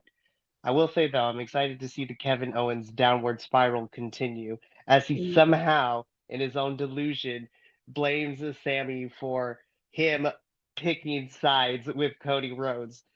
Yeah, So he that didn't stop Cody from going up the ladder to get the belt. Maybe exactly, should have done something. No, I agree with you. Oh, I didn't think. And I will say, but the 2 Rumble matches I really, really enjoyed. However, as always, I don't, and this has been my whole thing since the Women's Rumble became a thing. I don't understand why we can't just let the Women's Rumble close, the show for a year, because the women have never really, the Royal Rumble, the Women's Rumble has never closed the show, at least to my knowledge. I believe the very first one did. Okay, that I would make a believe lot it of was sense. 2018, 17, Something like that. 2018. I believe the very first one closed. Okay, then Because that's when Ronda, like, Asuka won, but then Ronda had to come out and point weirdly. Oh yeah, I forgot it. Ooh, I forgot about that one. But what I'm saying is that I feel that the show itself is great, but I would have shifted the order around a little bit. Though I am excited for the potential matches that we have and the stories that we're leading, because I think right now we have I want to say 4 in my head. I think we have like 4 or 5 WrestleMania matches already made, and I know that's crazy to say because we still have 2.5 months until April. But I think the Rumble definitely started setting up a lot of the pieces. Well, for sure. And the other thing is too, like a lot of these guys, like Roman, like Punk, even though he's kind of been around, like they're not around full timers to like full time. So yeah, like you kind of have to use Rumble as one of the big dates that you're going to use them for. So like, I totally agree. Yeah, like, you have to maximize the little time that you have because they're probably going to do even like Cena and all this other stuff. Like that's why I didn't pick Cena to win the Rumble, and I was shocked he was in the last 2 because that pissed me off. He was the last 2 because again, like he hasn't been on TV at all since the Netflix debut. Like at least give one more as your last run. Give one more shot. I don't care. You got a movie. Screw your movie. Like just the Rock was there. So I mean, I initially thought that too, and I did pick Cena not to win, but I put him in my final 4 when we did our predictions. Fun fact: none of my final 4 made it to the final 4, so I was very surprised. But I am in the camp. I'm excited to see Jey win, and I'm excited for him and Gunther to face off at WrestleMania. I think that's the match we're getting, and then for Cody. I think the final 6 or 7 that we saw are going to be our participants in the chamber. So I think the men's chamber is Punk, Seth, Roman. I think Randy Orton returns for chamber to be in that match. and then two other folks. I forgot who I wrote down. But ultimately, I think Cena, duh. I think Cena wins the Chamber, and I think he goes on to face Cody. So I think that's the WrestleMania match. What I'm hoping is whether or not it's going to happen at a quicker rate, but I need to because Nikki, you brought up the fact that Cody stood over Kevin Owens on the announcer's table towards the tail end before we cut to commercial. I think that Cody will need to kind of have his own downward spiral, because the story that I hope they tell, and this is again just me pulling at straws, Cena told Cody, the cameras couldn't pick it up very well with their audio, but we were able to make it out at WrestleMania in Philadelphia. Cena told Cody that the longer you hold that championship, every day it becomes a lot heavier. So what I'm hoping is that this heaviness to this championship with the legacy and everything, I want to see Cody start to go in a downward spiral, in the sense where now he gets a little more paranoid. He starts to be a little more aggressive with his stuff, and the weight of the championship begins to kind of take the toll.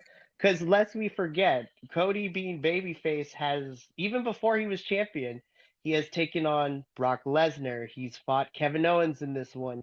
He's gone up against Roman and Solo and Jacob Fatu and the Bloodline in its entirety, witnessing Randy Orton. Like, being champion has had all these things happen. What I'm hoping for Cody is we start to see him become more Homelander Cody, is what we've called him.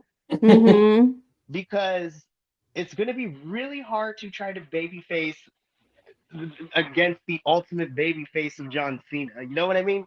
Yeah. We literally had that conversation driving to see our nieces today, and I was like, oh, I think it's going to be Cody Cena, but then Cody has to be the heel. I want him to go a little crazy pants, and then it is too much. Because again, the promo with CM Punk, that it's, or you're like, you're losing your friends, or you're losing, like, and then I feel I just a slow burn, like he goes a little nuts. Yeah, I'm really hoping that's the case for Cody. And then, of course, I think the Chamber also sets up Roman, Seth, and Punk. I think that's a triple threat for Mania. And then, of course, we get Tiffany and Charlotte, and Io versus Rhea is what. I muted myself right there. So, Io versus Rhea, I think, is what we're getting, and I'm excited. I can't wait. Also, I hope Sami and Kevin fight, because I need that feud revisited, because the last time we saw them fight really was Black and Gold NXT. So, well put, Mikey. Well put as always. Last shot before we go. Where can everybody find you? So you can find me at BC WrestlePod, as well as me and my now 10 co-hosts. So that's always the thing. So we keep expanding the family. It's crazy out here. So it's a lot of fun. That's what it's all about. Building the community, right? Loving wrestling. We all love wrestling. We all come together. We love it. Mikey, always a pleasure having you. Cheers as we send you off. Safe travel. Yeah, safe travel. we world travelers. I know. I feel like it was like an episode of Cribs, and he was just like walking us through his house.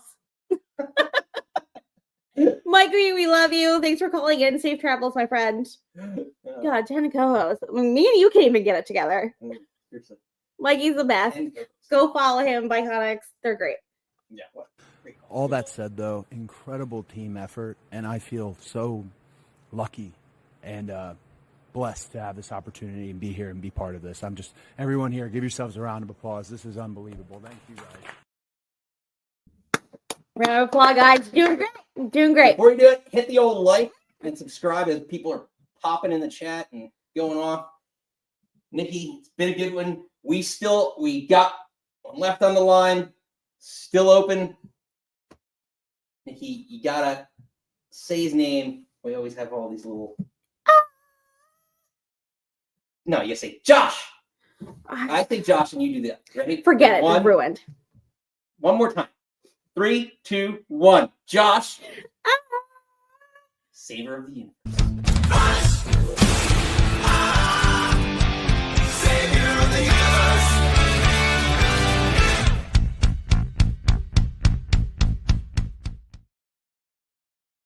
Say what you tell me she played. Oh no, I was like, we got Steven's down to a science. And I was like, Josh, you're next. We're gonna get yours on Steven's level.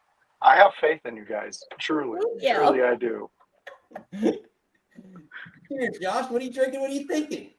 Well, just drinking on some water. You know, that's what I normally am sipping on. Not really a big drinker, but you know. There. You don't have to drink. You drink whatever you like. If it's a bar, exactly. You just roll. That's what happy hour is about. It's about wrestling. And that's what I enjoy about your bar. I can bring any beverage I want, and it's not a problem. And I can bring any thought I want within wrestling. And thinking of that, this Jey Uso. Okay, first off, congratulations to him. Main event Jey Uso. But I think we forget how much main event Jey Uso has let us down in the past. And maybe it might be because of other things outside of his control. It might not be. Who knows? But what we do know is that I personally on our show think Gunther is ready for a downfall. And I mean like falling to the bottom of the Grand Canyon and climbing himself back up. And that's how you get me more excited about Gunther. And to me, what would really screw Jey Uso over is, let's say John Cena wins the Elimination Chamber. And let's say John Cena goes, you know what? You threw me out. I'm going to make your match a triple threat match. And he joins up in that triple threat match. Let's say John Cena wins. He gets his moment. Jey Uso destroyed. Okay. Gunther destroyed. Gunther losing to John Cena would completely change Gunther's trajectory, in my opinion. It would take him from this king that sits upon this throne, nobody can get through him, to being beat by John Cena. And wouldn't that be a great thing for John Cena to have, become the all-time title holder and have this moment? And then Jey Uso, SummerSlam, him and John Cena go at it, and the match of a lifetime, to where John Cena can look at Jey Uso, pass the torch to him, and say, now you are main event Jey Uso. Jey Uso runs with his run, which when he gets that run, I think it should be at least a year, because that dude has been the Swiss Army knife of the WWE for so long. And he's been a yes man. Whenever they've needed him and his brother, they have been there. And they do a thing that I say on my show all the time. They found their 5 minutes and they did the maximum exposure they could do in those 5 minutes, much like Jacob Fatu is doing right now, even outside the ring. I don't know if you guys seen this. There's a clip from some fans. Jacob throws his shirt that he was wearing that night, and it doesn't go over the fence. So he walks right back over. He throws that shirt, and it gets caught up in a tree. 10 different people are climbing this fence to get this shirt. And that's a superstar. That's on levels where people are clamoring to get your stuff. I mean, they're putting themselves at risk climbing this fence. You know, so that's where my mind's going with this whole thing. I know it's out of left field, but I just think that there's a story to be told there, much like Jordan Grace. Now, if she would have won, there is a huge story I could tell there, from the rise in the indies to becoming TNA to hearing the criticism. She's just a cute face. She's just a cute woman out there. For her to take what they were saying at the beginning of her career and build herself to where she is now, that's a story. My state blew up for her coming out. Indiana showed up for the Royal Rumble. They were there. I know people who were doing the outside the WWE stuff, the surrounding promotions there, and Indiana just blew up. And that would have been a perfect way to blend in this new era of women's wrestling. And like, it would pay so much homage to Charlotte, Becky, all those women, and even what they're bringing in for like Nikki Bella. I mean, come on, say what you want about her career, what she did, but when she was on camera, her and her sister captivated the women's division for whatever it was at that time. They were the women's division. And now she's put in the work. She's done whatever she has to do to get back to this level. And she's doing it without her sister. I think that's fantastic too. And like you guys both said, I think we're going to see a whole new side of Nikki. And I'm hoping for the best because personally, but aside the men's division, the women's division to me has been the best it has ever been in professional wrestling. And I can understand the last caller, Mikey, saying that they should close out a show. This is why I don't agree with that. And it's because to me, every time we have a women's Royal Rumble, it seems more basically like answering the questions that we have in the division. It seems like it sets up a lot more, like it's more dignified. To me, the men's Royal Rumble is just this big brute fest that we're going to see all these spots where guys come out. I mean, we had Ice Speed come out and get destroyed, So to me, I think that's where the fun comes in. And I don't know, the women's division, like right now, I'm just so excited. You don't understand. Nikki, I hear you talk about like when you were growing up and you were seeing John Cena, and like, well, I'm your twin in that one. But the women's division to me was like that also. Like when we were seeing all this grotesque just sexualization of women, it was like, that's when I was like, I don't like, why are we putting Victoria like this when I know Victoria is a badass and she could destroy Mickey James also. I was at that level, and Lita, I hated the whole, guess what, boys? I have a thong. Okay, who cares? No one really cares, especially in this profession. I don't think a thong's what you want to really be wearing when you're doing these flips off the ropes.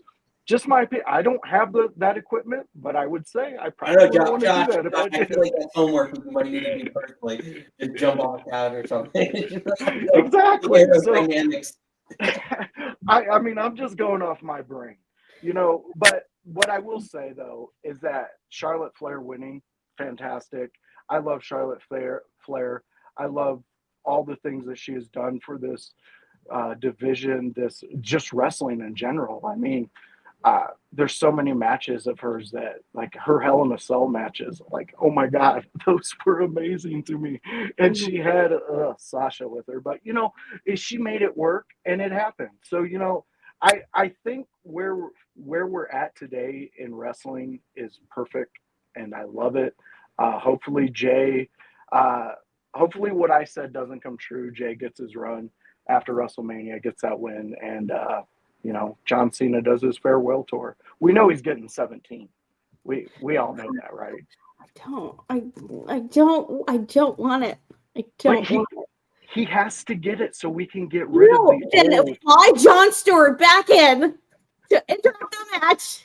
Like, it's not fair to Flair. If anyone deserves it, like as a company, like Rick, I get the Ric Flair record, like I get it, and I was talking about this with Ed a couple weeks ago, like. And it was just like Flair might have like over 20 because they weren't acknowledged more than only the 16 were acknowledged. But like still, there is if you're gonna break it, I can deal with it for this reason. Every single one of his titles are gonna be in the same company, and that to me, like, okay, like, so we're acknowledging, like, in theory, like. I could have been a TNA 5-time world champion, gone to AEW, been a 5-time world champion, gone to Ring of Honor, and then I could say I've been like a 20-time world champion. And all these companies that are gone and these like older companies, it doesn't have as much prestige as you go tell that to fucking Booker T. 5-time. Yeah. WCW. Yeah, he's a 5-time. What is Ric Flair though? Ric Flair is WCW, WWF, like NWA, every other. But again, that's all WWE though. Like they bought WC. All technically, I would disagree that all that lineage is there.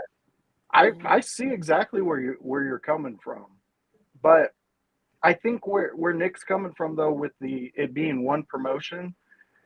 In today's era, that seems more impressive than because people, honestly, Nikki, if you were to walk into a public place and you've seen 10 guys that were me and Nick's age, and you've seen 10 guys that were in their 20s, and you ask them about Ric Flair, besides wooing and THC products, what would they even really be able to tell you about Flair? Is that what he represents now? Is that what Woo Energy is? No, Woo Energy, I thought was alcohol. No, he's got a Woo Energy. He's also got his own brand of THCs. He lined up with Mike Tyson. I don't know if you know this, but Mike Tyson had a Evander Holyfield edible ear that had a bite out of it. And he sold those things. Yeah, him and Evander teamed up with that. But yeah, I mean, Flair does all that stuff. He's on social medias doing podcasts. But people don't know the Flair that we don't know. They don't know the guy who had a heart attack in a ring. They don't know the guy. I'm too old and too smarky that I can't. I can't. But you're leaving. You're literally leaving in December, so you're gonna win.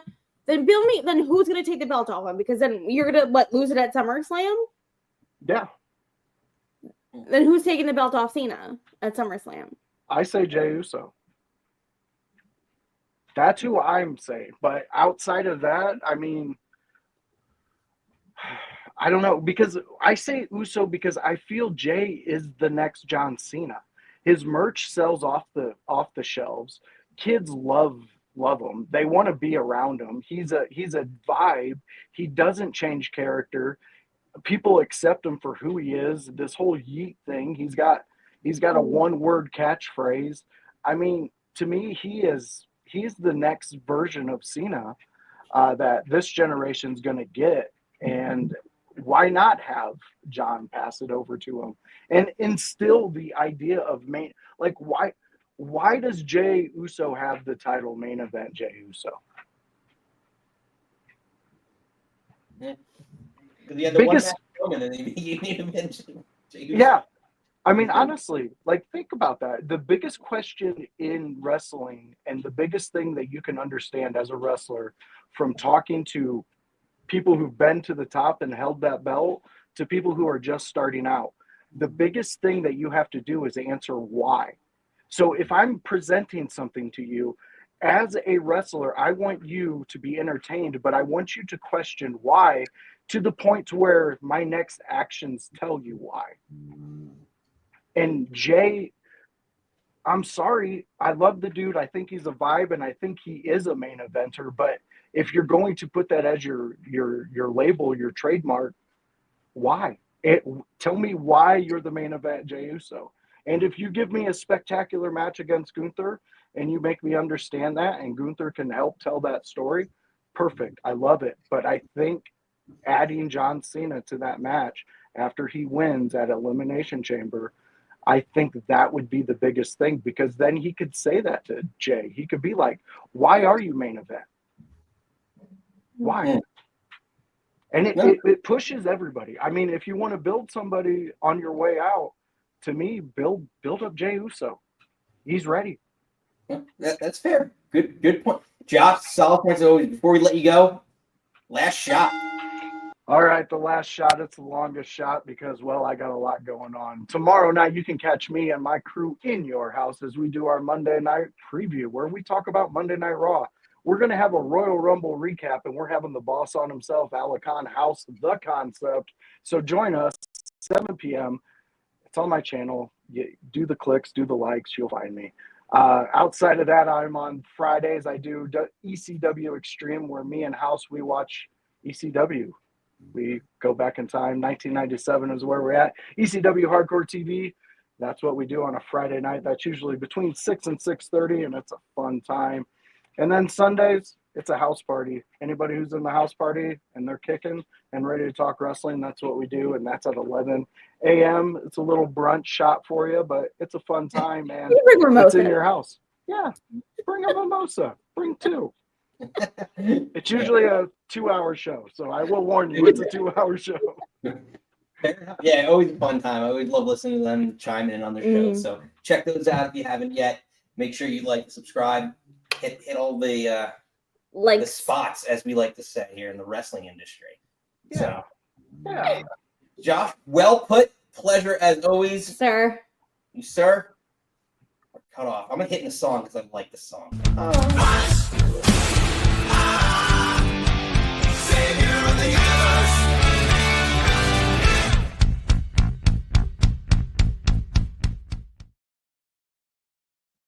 Nikki. Yes. Oh God. Sorry, different cameras. We're doing camera angles. We're trying What is this, Netflix? production. Is there Netflix era? It's the Netflix era. The Netflix era. We have new production values. We're bringing it all in. You just never know. You know, we got a lot of things on our list. You just made the list. All right, Nick. I am excited because we get to bring back an OG. Oh, geez. It's been a little over a year since we started this show. And this person has been with us since the beginning. Yes. You could say she's been a believer. You can say that. Usually we start with the ladies, but tonight we finished the ladies. Bring on Lisa in her long overdue intro.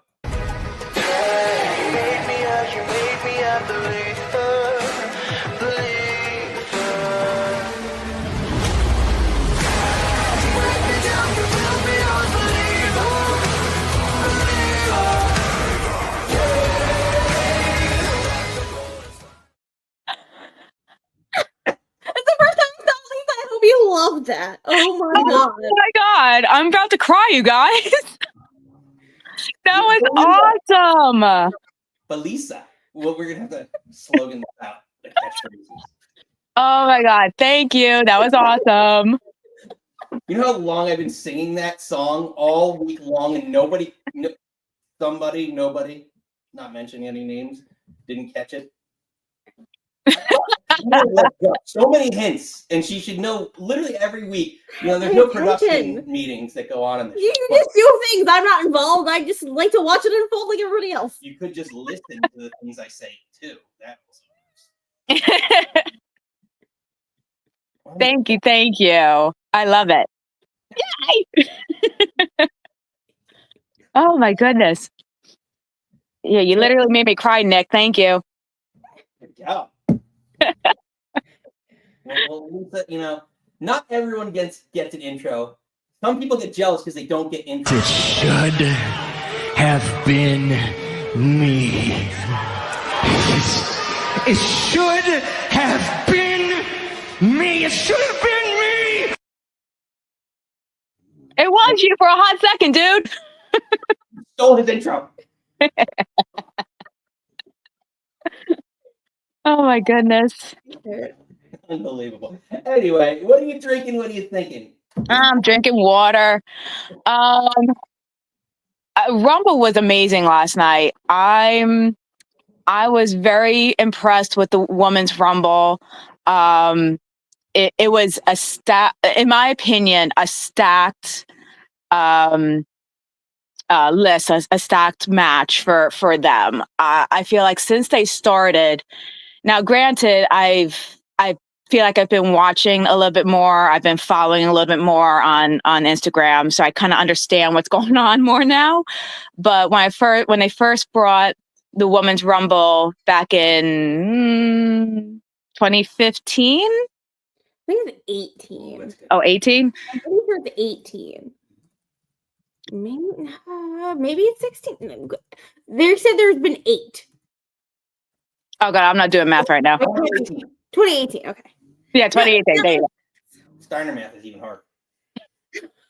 But anywho, so when they first started doing this, there was certain names that they were bringing in from NXT that I'm like, who the hell are these people? Like, who's coming in? And now, like, this was the first Rumble where I'm like, okay, I know who this is. I know what they do. I've seen what they can do, and it was amazing. And Jordan Grace coming out at number 19 on my number was flipping. I was losing it. Went nuts last night when I saw her come out, and I was so happy, so pissed that she lost, but kind of understand why we're giving it to Charlotte. The queen is back. Yeah, I get it. Whatever. But no, I was very, very impressed with the Women's Rumble. Tag match was pretty good. Had a couple of spots that were pretty awesome. The Cody Kevin Owens match, slow build, but that ending, holy crap. Mhm. Oh my gosh, the one spot that Cody did, oh my god, I can't remember the name of the move, but when Kev like slammed him onto the ladder. The Alabama Slam? No, not when Kevin did it to Cody. Oh, the Fisherman Buster. Yeah, Fisherman Yes, Buster. thank you.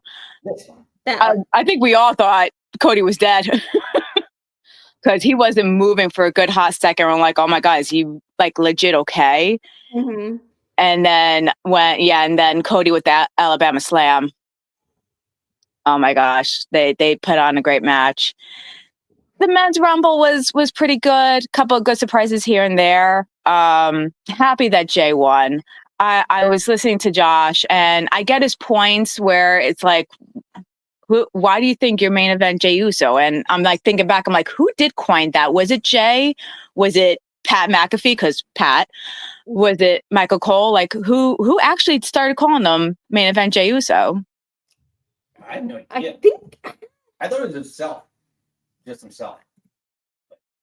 Which makes 2-3 years now he's been main event Jey. But but I see where he's going. I don't want to see or hear John Cena be like, I did it, I made it, I'm number 17, I beat Ric Flair and this person, that person. I don't want to hear it. I know we're the wrong kids to ask because we don't like John Cena. Yeah.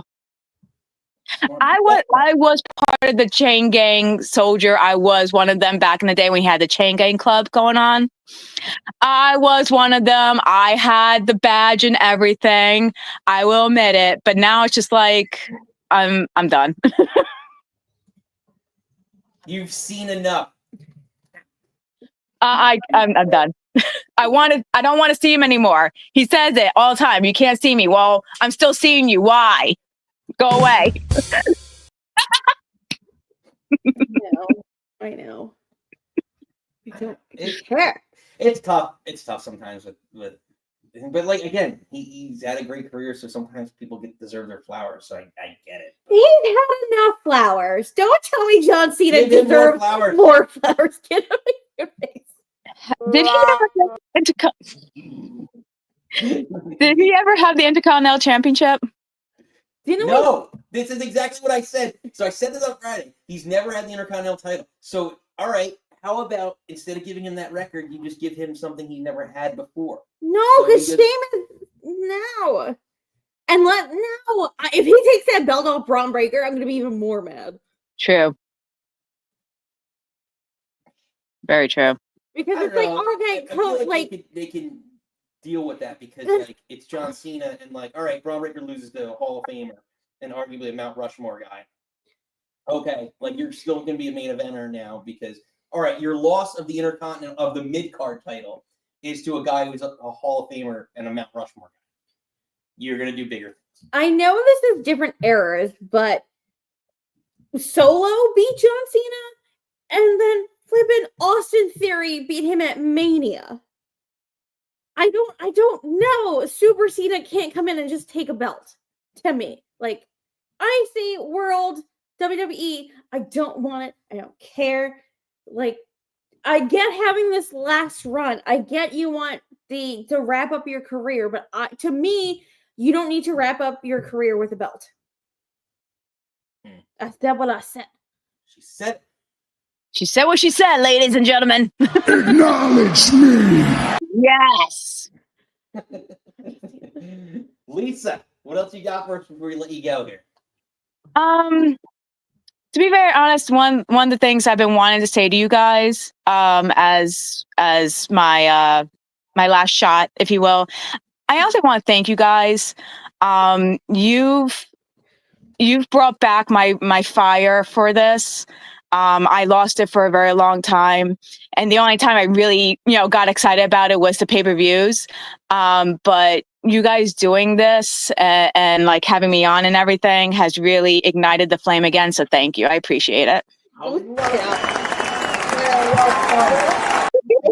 Again, I'm putting this together. It's like I want to sit at my bar, drink with my husband and our friends, and talk shit about wrestling. So that's all I want to do. So that's bringing you back in. I love that. For being a friend. Thanks for being a friend. Oh, I will sing Golden Girls all day. Don't. Well Yeah, done. That's where I have to cut people off. Lisa, well done. Pleasure as Love you, always. lady. Love you. All right. We're going to send her out the proper way now. Music. Are you a believer? You made me a believer.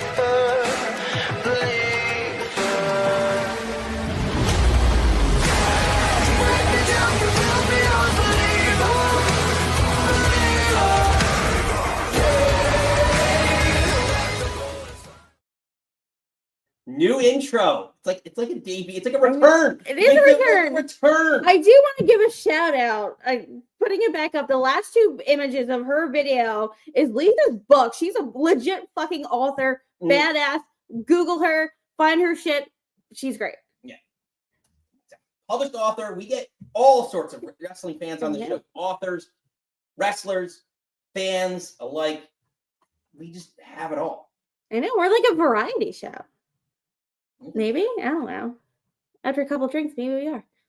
Well, tonight we've had just an all-star cast of callers. Really, all the good ones, all the best ones. You might just say It's banger after banger after banger. Love it. I was enjoying that. You were enjoying that. Unbelievable. All right, Nikki. Yes, big boss. It's been a good one. It's time to go to bed. Curl. Like, you don't crawl into. Get through some couple last comments and catch up on the comments before we get out of Oh, here. yeah. I think Josh is preparing me for a lot of John Cena. So you think the ladder match did his job and progressed Cody's character-wise? Agreed. Yeah.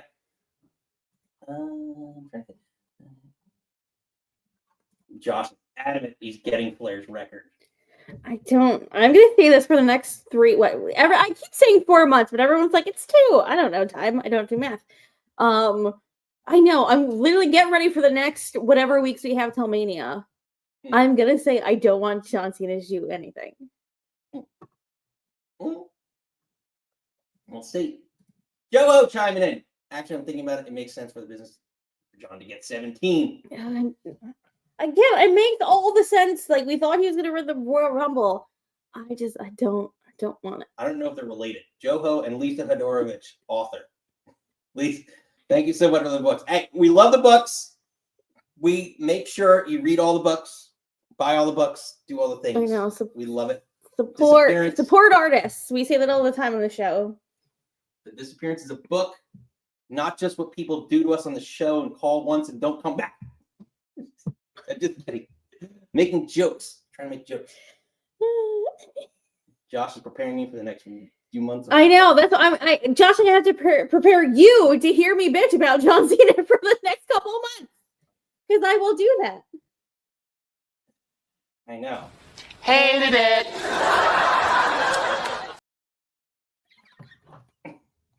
I know. It's 2 hours in. It took me too long to drop that. I know. Get that button ready because there's going to be a lot.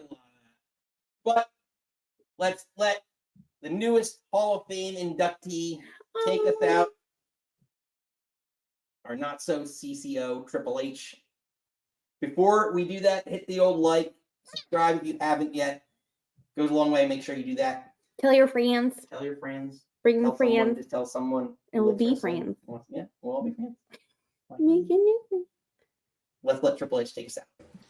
Thought we had a spectacular event tonight. Very excited that so far everybody seems to have come out unscathed. You know, banged up, bumps and bruises, but nobody seriously injured, which I always hold my breath on these events.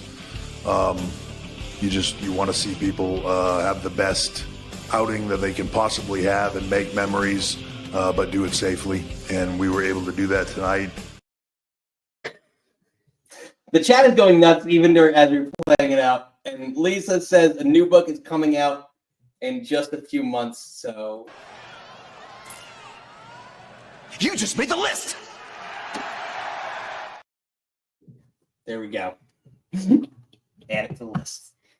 Ladies and gentlemen, it's been a blast. Royal Rumble was a blast. We will see you next Friday, February 7th. This Friday? Next? I don't know how that. No, Is it's this Shit, Friday? I did that wrong. That's fine. No, I don't. You Again, screwed me up 'cause you time said is a construct. I messed you up. Yeah, you say it weird. You say like next Friday is like the Friday is like tomorrow. So You say you're. I know I talk weird. talk weird. I know we I don't established understand. this. It's very confusing. Get a calendar. Get a But anyway, color coordinated we're calendar here like Mikey. This Friday at 6 p.m. our normal time, as you can see. Okay, so hit the like and subscribe on your way out. We will see you at 6 p.m. Eastern, reviewing everything WWE, AEW, TNA. If they do anything significant, we're going to cover it. We're looking forward to it. So until next time, you do not have to go home. But you can't stay here.